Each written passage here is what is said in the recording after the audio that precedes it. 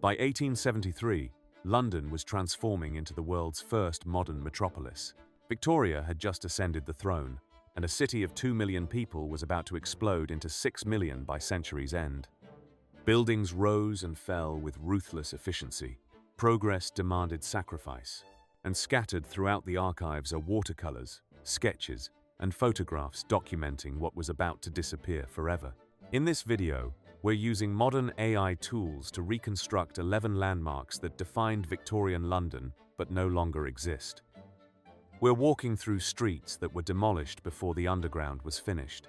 This is the London the Victorians knew and lost. Number 1. The Coal Exchange, 1849. We begin in the heart of the city, at the Coal Exchange on Lower Thames Street. Opened by Prince Albert in 1849, this was one of the first substantial buildings constructed from cast iron. Built several years before the Crystal Palace, the circular structure featured a revolutionary rotunda with a glass dome flooding the trading floor with light. Victorian engineers were obsessed with iron and glass materials that promised a future without limits. Coal merchants conducted their business beneath painted panels depicting mining scenes and plant fossils from coal measures. The building was demolished in November 1962 despite protests led by the Victorian Society. In this reconstruction, we see the intricate rope motifs carved into the columns, celebrating the maritime trade that kept London's fires burning. Number 2. The Hungerford Market, 1833.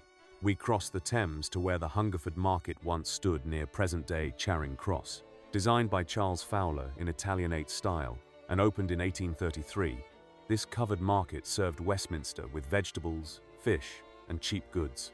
The market was damaged when adjoining Hungerford Hall burned down in 1854 and was sold to the South Eastern Railway in 1862. It was demolished to make way for Charing Cross Station, which opened in 1864. The suspension footbridge that once connected it to the North Bank, designed by Brunel, was dismantled. Its chains now support the Clifton Suspension Bridge in Bristol. Nothing of the market remains except archival sketches. Number 3. The Adelphi, 1768 to 1744. Moving west along the Strand, we encounter the Adelphi, a residential terrace designed by Robert Adam and his brothers. Built from 1768 to 1744 on brick arches above the Thames, this elegant development represented Georgian refinement that survived into the Victorian era. Dickens kept offices here. The arches beneath housed wine cellars, workshops, and eventually became refuges for the homeless. The main terrace, Adelphi Terrace, was demolished in 1936 and replaced by an Art Deco office building. In this simulation, we see the symmetry Adam intended. The rhythm of windows overlooking the river that once defined civilized living. Some houses in Adam Street, Robert Street, and John Adams Street survive today. Number 4. Newgate Prison. We venture into darker territory now. Newgate Prison. Standing since medieval times but rebuilt multiple times, the Victorian structure was a fortress of punishment in the heart of the city. Public executions occurred outside these walls until 1868, drawing crowds of thousands. The condemned walked from cells to gallows, while spectators bought seats in nearby windows. Charles Dickens attended executions here and wrote of the carnival atmosphere. The prison was finally demolished in 1904 to make way for the Old Bailey Courthouse. The reconstruction shows the heavy stone facade, the barred windows, and the small door through which the condemned were led. Number 5.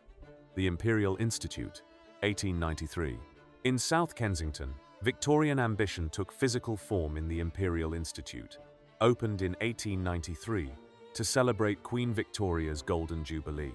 Designed by Thomas Edward Colcutt, this was a museum dedicated to the British Empire's resources: minerals from Africa, textiles from India, timber from Canada. The building's 280-foot central tower dominated the skyline. Inside, exhibition halls displayed the resources Britain claimed. Demolition began in 1957 and continued into the mid-1960s, despite protests led by poet laureate John Betjeman. Only the Queen's Tower survives today, standing among modern Imperial College buildings. We reconstruct the full complex here, recognizing both its architectural grandeur and its uncomfortable imperial purpose. Number 6. The Euston Arch, 1837. North at Euston Station stood one of Victorian London's most celebrated structures, the Euston Arch. Completed in 1837, this massive Doric propylaeon was designed by Philip Hardwick. Demolition began in November 1961 and was completed by early 1962 during station reconstruction, sparking outrage that helped birth Britain's conservation movement. Much of its stone was dumped in the River Lear. Number 7. The Crystal Palace, 1851. No list of lost Victorian landmarks is complete without the Crystal Palace. Originally built in Hyde Park for the Great Exhibition of 1851, this cathedral of iron and glass was dismantled and rebuilt in Sydenham, South London, in 1852 to 1854. For over 80 years, it stood as a monument to Victorian innovation. Inside were museums, concerts, and life-size dinosaur sculptures that still survive in the park. Fire consumed it on November 30, 1936. Flames could be seen from 8 counties. The reconstruction shows the scale that photographs struggled to convey. This was architecture, attempting to dissolve the boundary between inside and outside. Number 8. Millbank Prison, 1816. On the Thames's North Bank stood Millbank Prison, opened in 1816, but defining punishment throughout the Victorian era. This was Britain's national penitentiary, a panopticon of suffering where prisoners awaited transportation to Australia. The building covered 16 acres, its radiating corridors designed to isolate through solitude. Conditions were harsh, cold, damp, disease. Many died before seeing a ship. The prison closed in 1890 and was demolished to make way for the Tate Britain Gallery. The reconstruction reveals the geometric logic of control, architecture weaponized in the name of moral improvement. Number 9. The Gaiety Theatre, 1868. We return to the West End, to the original Gaiety Theatre on the Strand. Opened in 1868, this was Victorian London's temple of light entertainment, burlesque, musical comedy, operettas. The Gaiety Girls became celebrities, their images sold on postcards across the empire. The theatre represented the other side of Victorian culture, not solemn industry and imperial duty, but laughter and escape. It was demolished in 1903 to widen the Strand, rebuilt nearby, then demolished again decades later.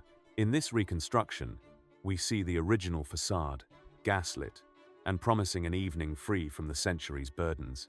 Number 10. Temple Bar, 1672. Our journey ends where the City of London meets Westminster Temple Bar.